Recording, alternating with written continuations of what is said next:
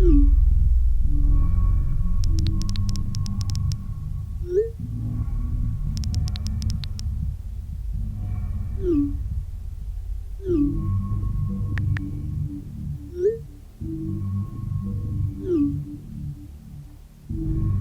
rude, Roberto.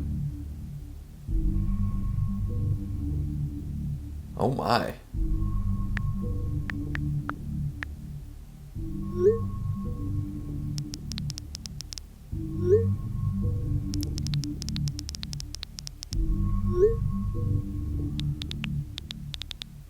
What is going on? So I'm actually kind of confused. Like, is this person just stupid and forgot that their pal moved, or their roommate moved, and now they're breaking and entering into some tattooed guy's house? Is that what happened?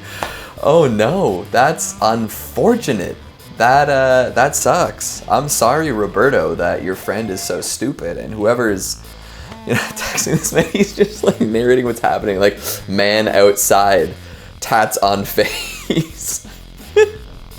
Why'd you get rid of my sofa? It's because he doesn't live there anymore. Wow, that is very unfortunate. Are you in your bedroom? Yeah, Dad, what's up? Are all the doors in the house locked? I don't know. Aren't you downstairs? No. Listen to me very carefully. Look out your window. Is there a man down there? You're scaring me. What's going on? Please, just look. OMG, Dad, what is this? Don't take your eyes off him, Chloe. What do you mean, him? Oh no. If he texts you, do not answer. Promise me. What? Why would it text me? Yeah, you see? It's not a man, it's a thing. And also, how would the thing know her phone number? Send her a little text? You think it would send her a little selfie? Little, I'm gonna eat your brains out later? Maybe? Boy, that's, so do you think the dad's like across the street? Like he's pulling into the driveway and he sees this thing in the front lawn and thinks his daughter's in grave danger? I'd be afraid. I would definitely be afraid. It's nice to meet you, Fred. I am Nicole. Did you just send in a resume? Yes. Okay, great. Was there anything else I could assist you with? Just a date and time for an interview would be great.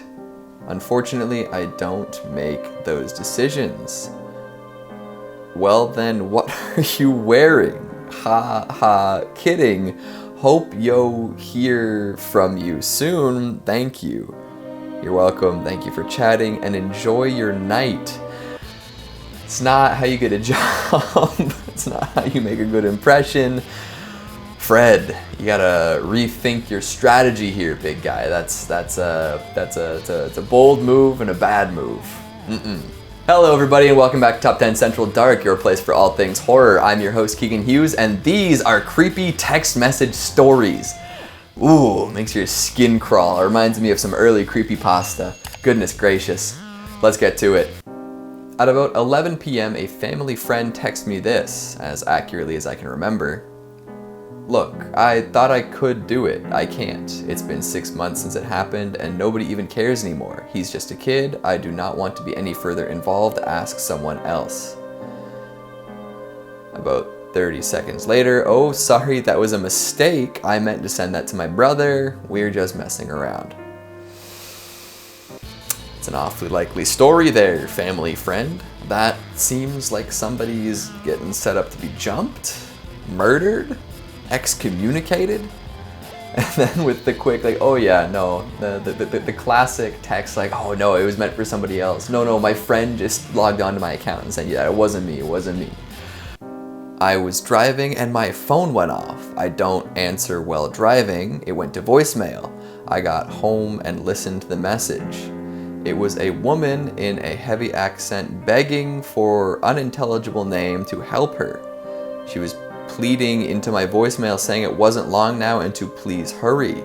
The voice faded away almost like they slowly pulled the phone away from their head and the line went dead. I called the number back. I was almost panicking with confusion over what was going on, but it was no longer in service. Kept me up for days. Yeah, that is very freaky. Like unexplainable voicemails, especially when it's not just like a spam one or like somebody getting the wrong number. Like it's like something like that. Very freaky. I feel like in university I got a message like that but it wasn't as like serious, but it sounded like somebody was like very worried about something and just telling me this random person that they accidentally dialed. Bonkers. I once received a message from a random number saying, "How's your show?" I was in fact watching TV, but I just deleted it and kept on with my night. I got a text again around 10 minutes later saying, "Please don't ignore me. Ignoring me makes me very angry." I started to get kind of freaked out, and then I get the last text. It says, "I'll always be watching. Look outside." And from across the street, a light comes on in an upstairs window, and I see a vague silhouette of someone waving. Long story short, this guy wasn't even living in that house. After I called the police, I filed a restraining order and haven't seen the guy since. Oh my goodness. I mean, maybe he was just interested in how the show was going, you know? Maybe it was a really good episode of The OC? I don't know. Holy moly. But how would the person from across the street in this person's house, not allowed to be there, also be able to look out, see that you're watching a show, also be able to know your specific number to text? Like, it's not like old school where like your phone number was associated with your household. It was like a cell phone with texting capabilities.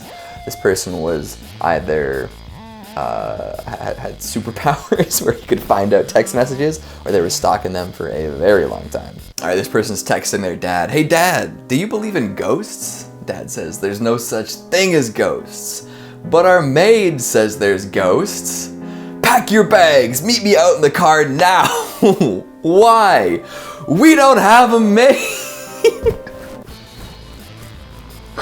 That gets so much more ridiculous with every text. I love it. I love the idea that the dad is in the car outside as this is happening. I love the idea that both she needs to be expedient and get their bags packed.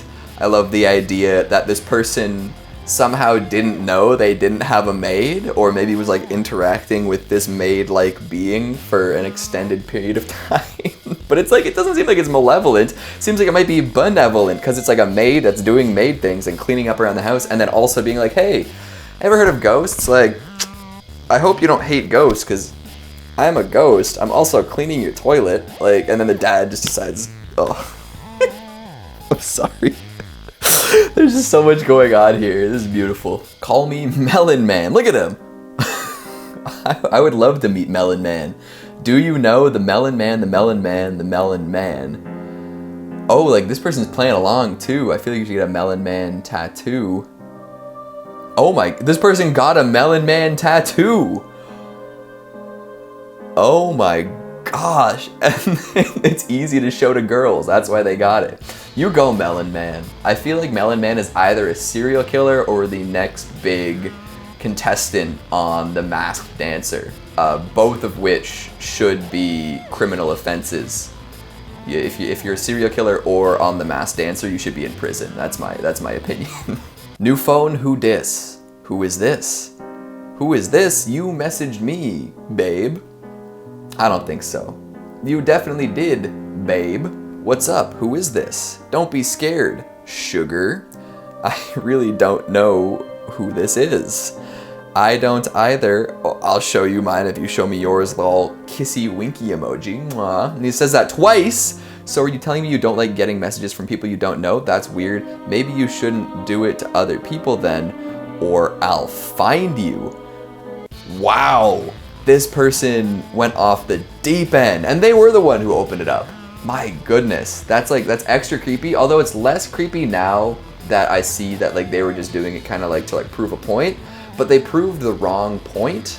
It's like Karen-ish behavior, you know, like getting mad at something that you did and trying to blame it on other people. No good.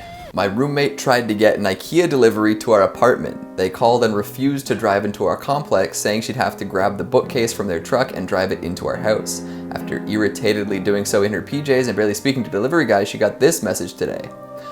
Hi Natalie, this is Adam from the IKEA delivery yesterday. I apologize for the unprofessional nature of this text, but would there be any chance you might like to go see a movie with me? I'm headed to church until about 1 o'clock, so my phone will be off until then. He's leading with the text that he got from the IKEA database.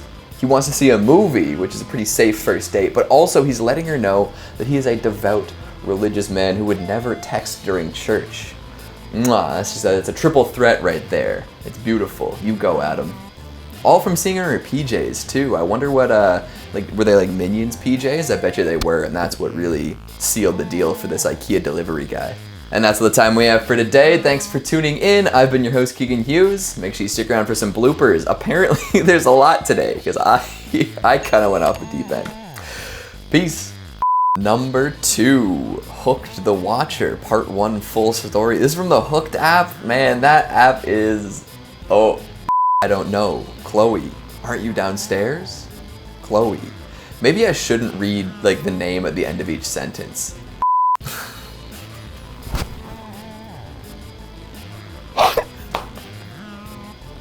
I'm sorry. I'll try to pull it together for the actual video. Are you kidding? Okay.